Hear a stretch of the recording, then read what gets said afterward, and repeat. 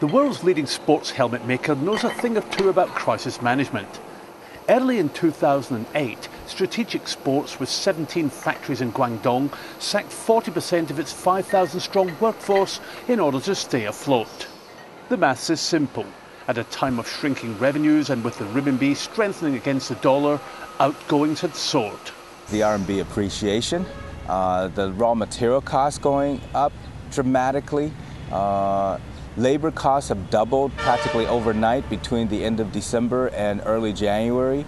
So we had to downsize our workforce. From Guangzhou to Dongguan to Shenzhen, mile upon mile of factories produce 30% of China's exports, much of which provide cheap goods like clothes, lighting and shoes for Western consumers. But an estimated one-third of these players will close by 2010, tens of thousands of companies. It's the beginning of the end of an era.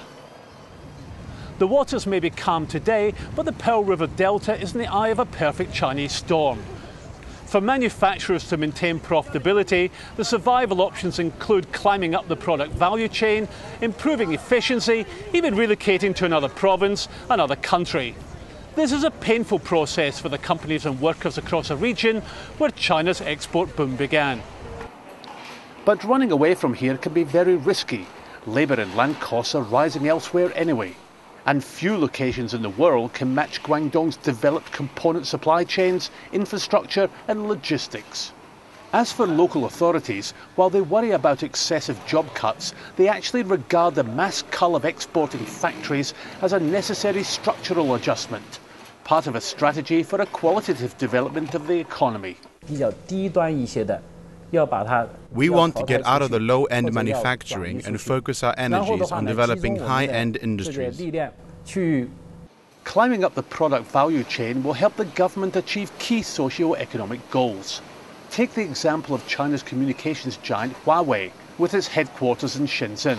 Over 90% of its staff have degrees, and China desperately needs a lot more jobs for graduates, as 5 million students qualify annually, yet over 10% can't find work. High-end companies operating in the global market also pay well to attract and retain talent. Higher staff wages mean higher domestic consumption and a more developed service sector, another government goal. And this being China, even if high-end companies like Huawei are among the country's highest payers, the wage bill shouldn't undermine the company's competitiveness.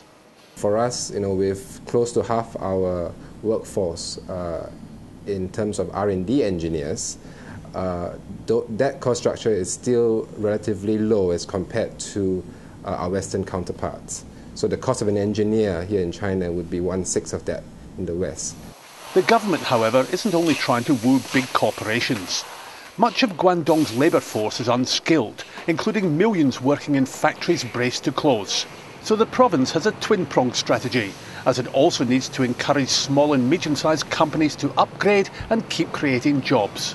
Now, I think they are more concerned about employment and also social solidarity. And so they focus again on the SMEs. So the government are putting money into the SME, upgrading, improving their competitiveness. So there's not one approach, there's two approaches. Back at Strategic Sports, the company is calling in the consultants to identify efficiency savings, both in terms of labour and materials. It has no intention, however, to cut back on its design teams here in China or abroad, as design is the key to drive the company up the product value chain as it strains to restructure.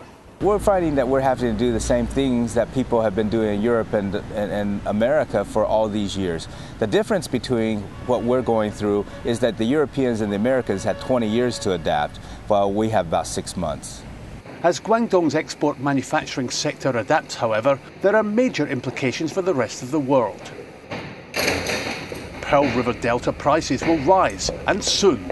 So either Western consumers will pay more for the Made in China label, or else foreign companies that source or produce here will see their margins shrink.